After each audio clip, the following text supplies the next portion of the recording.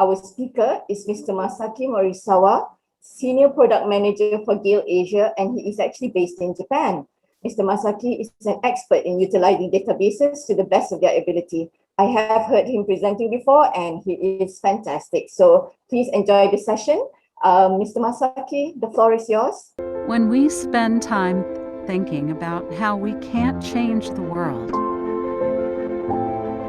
we forget that the power to change someone's life, especially our own, is always in our hands. To discover authoritative content that has the power to transform, from the library to the classroom, at home, and into the world. Research for everyone. Teaching for everyone. Learning for everyone. Gale, here for everyone.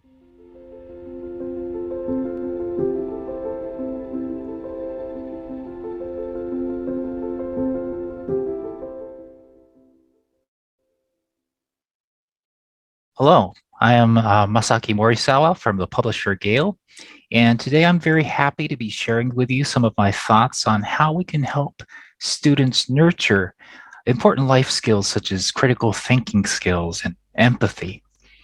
And in doing so, I will focus on a rather problematic and current phenomenon known as the echo chamber effect of social media. And while my topic is about education, this is by no means limited to students, but perhaps in light of various recent social and political events relevant to our society as a whole, including ourselves. So, let me begin. Now, since we are talking about rather contemporary issues here, I thought it might be good to start out with some news headlines that I culled from today's news feed. So, number one, surge in COVID-19 cases in Tokyo less than a month out from Olympics. That's worrying. Life after the 1918 flu, that's the Spanish flu pandemic, has lessons for a post-pandemic world. Inside Berkshire Manor of Henry VIII's servant who was executed after an affair with Anne Boleyn. Ruthian Shohei Ohtani crushes home run in first inning versus Yankees. Beatles fans meet the artist behind the band Sgt. Pepper's album cover. 11 arrested for allegedly trespassing to pick durians in protected area. Now, you might be thinking, these aren't important news items. I didn't see any of these in my newsfeed recently. And of course, you are correct, because all of these were taken from my own Google News feed within my own Gmail account. So, in fact, my news feed tells you more about me and what sort of things interest me rather than about the world around us. So I'm based in Tokyo. I have a knack for history and literature. I'm not exactly a baseball fan, but I do follow Shohei Ohtani because he's Japanese. And I like classic rock, the Beatles. I love durians, which is, I'm told, rather unusual for Japanese. But this was actually a brief example of what we call an echo chamber. So the word echo chamber itself is not a new word. It has literal and figurative meanings. The picture on this slide is an example of a literal echo chamber for the study of acoustics.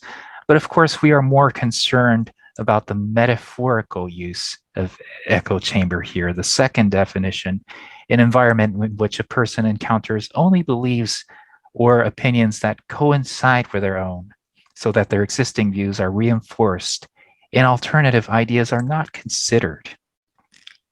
And how does this happen? How are these echo chambers built? Well, it's very simple. You start out with a student or any user of social media. And basically, as you interact with your Facebook account or your Twitter account, you'll be doing searches, you'll be finding things, you'll be liking things, loving things, commenting on things, and looking at things for a longer period than other items.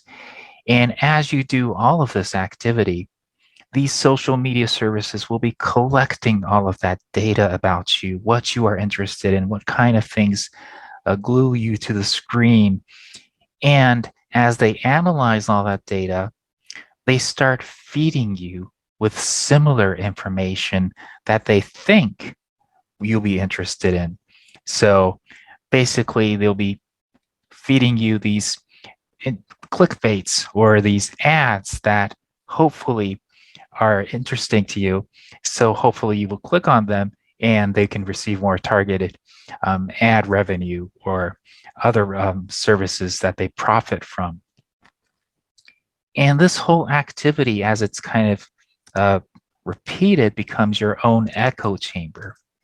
And this is a place where your personal interests reign. Just like that news feed that I showed to you, my personal news feed is full of things that indicate my own interests.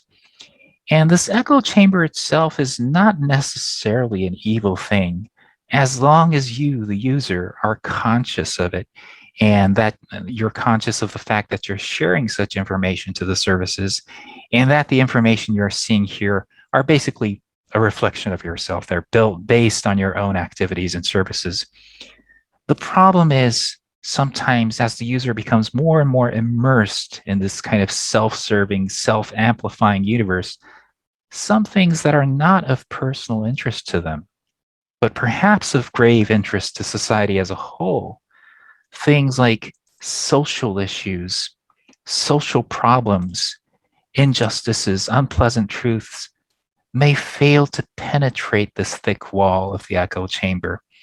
And they might get ignored entirely, or even when they happen to seep through those walls, they might be already warped from your own perspective of things, and you might not get to see alternative viewpoints that do not agree with your own.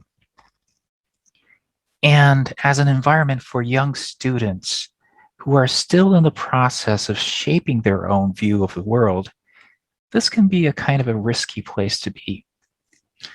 So, as educators, what can we do? One kind of tactic or one way that kind of we reflexively think is to employ a sort of shock tactic.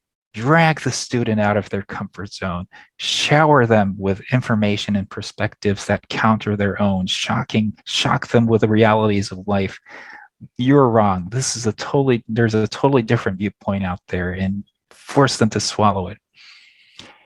However, multiple recent studies on the echo chamber effect, and this whole theory of the echo chamber itself is a controversial theory, seem to point that merely exposing people to opposing viewpoints on social media actually has the opposite effect. As you can see from this article, exposure to opposing viewpoints on social media can increase political polarization. Basically, it actually hardens people of their views sometimes. So what can we do then? It takes a more nuanced and more guided approach to really get your students to engage in different viewpoints and nudge them out of their comfort zones. And to that end, I found a very interesting article, and this is a really helpful one, on how to conduct classroom political discussions. So this requires the active help of their own peers. Students should discuss with their own peers, their fellow students. So classroom discussions, sometimes on edgy political and controversial issues, can be really, really engaging. However, there are some key takeaways that I found from this article that I think was really excellent. And one of them was the teacher needs to do a lot of preparation and guidance. Teachers sometimes assume that classroom discussions don't require much preparation up front because, after all, it's a discussion. Just let them do it. But the opposite is true. Good discussions have lots of upfront preparation, including the teacher creating discussable questions, students reading something in advance, and most importantly, making sure that students are talking to each other, not the teacher. And talking to each other really here means dialogue, not alternate monologue, which sometimes happens in debate classes, but actually listening to the other side and digesting what they say.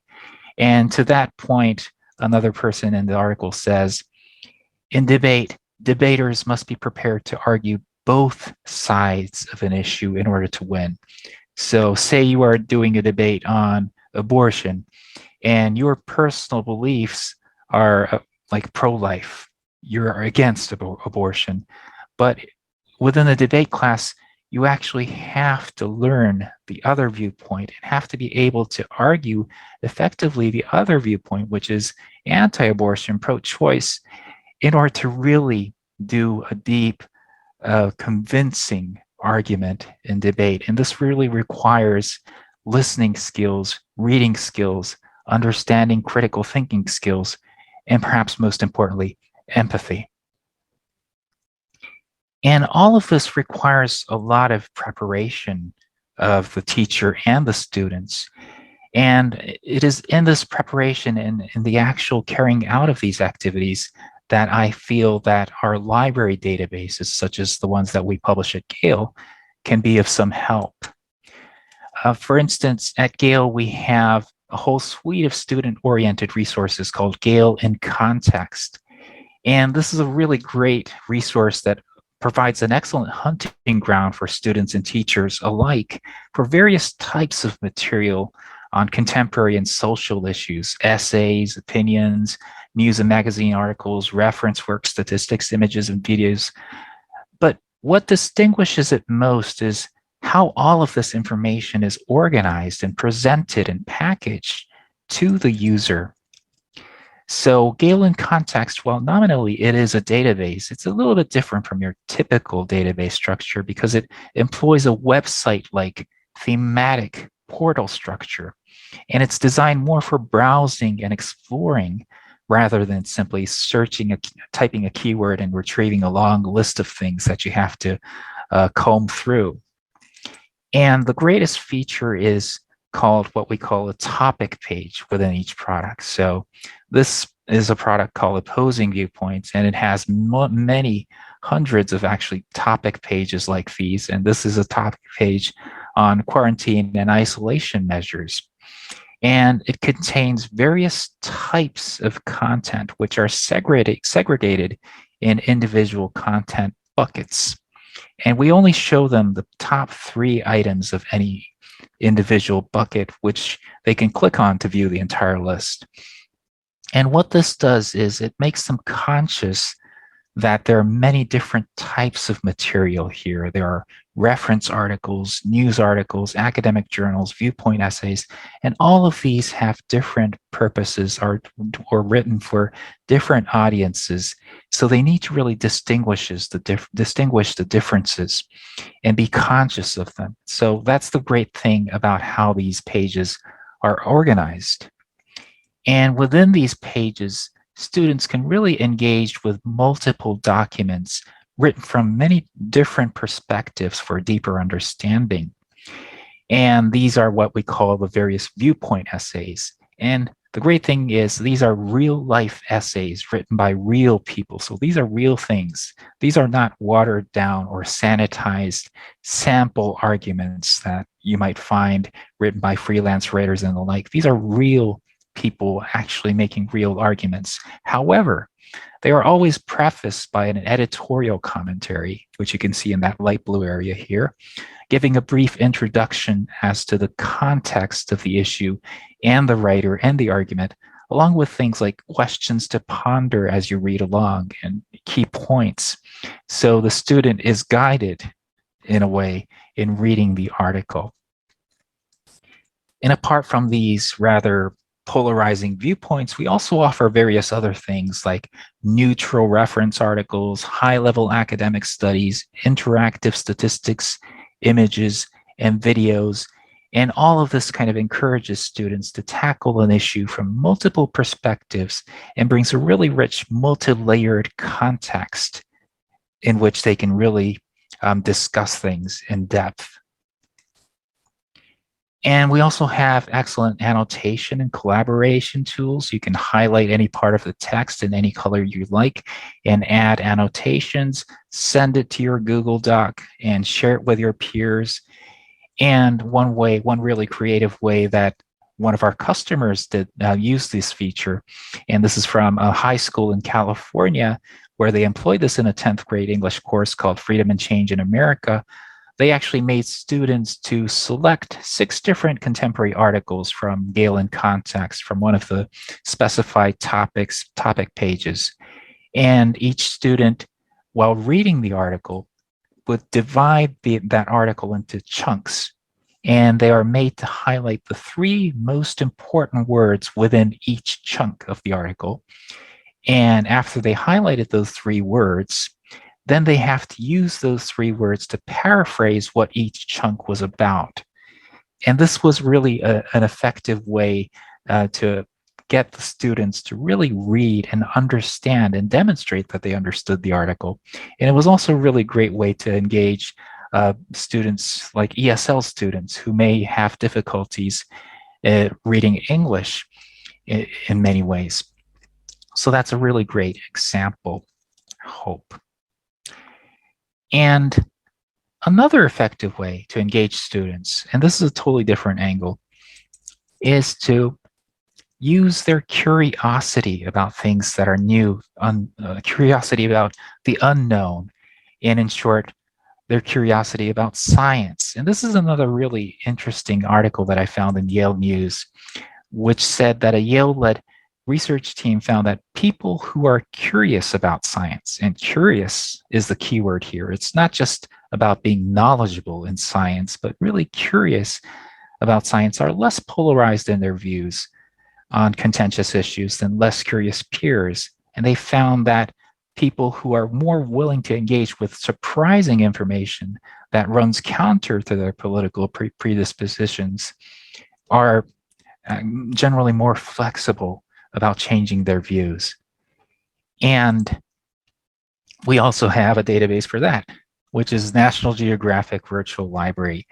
And this is a great partnership with the National Geographic Society that we have developed this database. And as you all know, National Geographic Society has been doing just that, arousing people's curiosity about unknown horizons, about unknown places, geographical and scientific, for more than 130 years.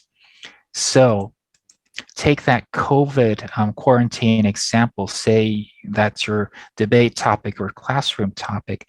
You can say guide your students to a particular feature article in the February issue of National Geographic, Mysteries of a Virus. And within that article, you can find some interesting things because, you know, in our current world, the word virus is a really much maligned word, and that's understandably so, but students might be surprised to learn that practically all biological life is indebted to the existence of viruses. There's viral DNA nestled among the genes of us and terrestrial animals that actually helps package and store memories. So the mere act of remembering something was not possible without the existence of these viral strains that somehow got into our DNA many, many years ago.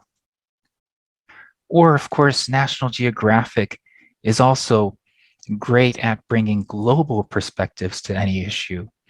And another example would be the Fight for Clean Air issue from April, where you can find some sobering information like worldwide particle pollution accounted for 15% of COVID-19 deaths, but in badly polluted countries in East Asia, it was 27%.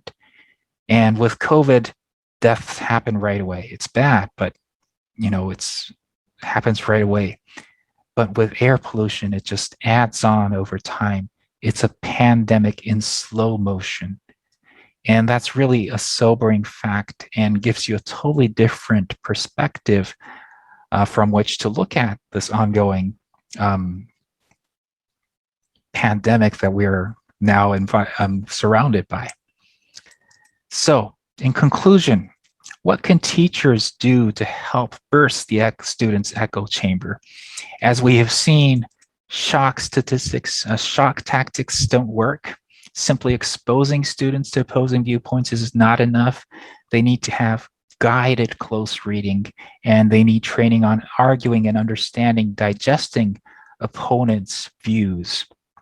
And teachers also need to prepare things like preparatory reading, assignments, setting the scopes and rules of the argument without being overtly prescriptive about what's being discussed. And content from multiple viewpoints in multiple levels, formats, and media can really help broaden viewpoints. And finally, scientific discoveries and global viewpoints can really help uncover hidden biases and offer fresh points of view. And hopefully, having done all of this, the student would have discovered and burst out of their echo chambers to the end of the tunnel and find this brave new world with all of its contradictions and challenges fascinating to them, and they would be able to embrace it in a whole new way.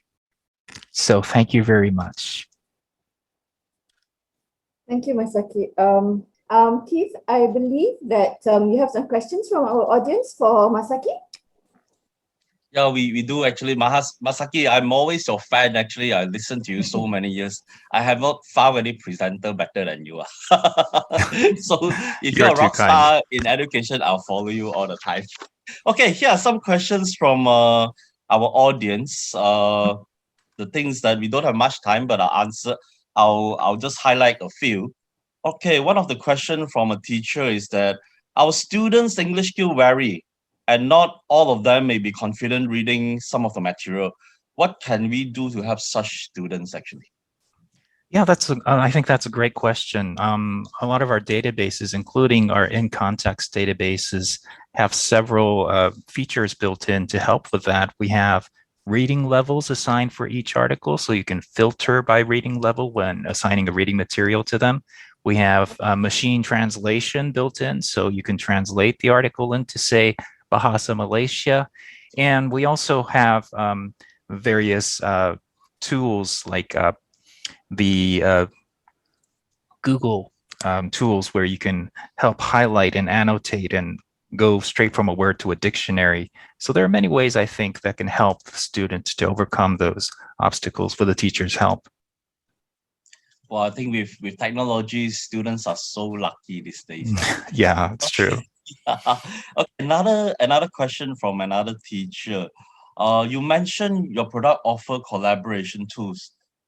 Can you elaborate on how such collaboration can be done, especially when students may be assessing the class remotely?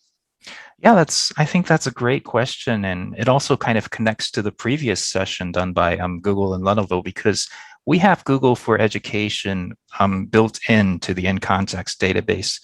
So students can actually upload any of their favorite articles along with their annotations and highlights into their Google Drives, where they can collaborate with other students remotely within the Google universe on, say, co-annotating an article and making comments on the same article using the Google account and things like that. So that's really a creative way that I think that, would help students, especially in this remote environment, do those things. Yeah, actually collaboration is the key, right?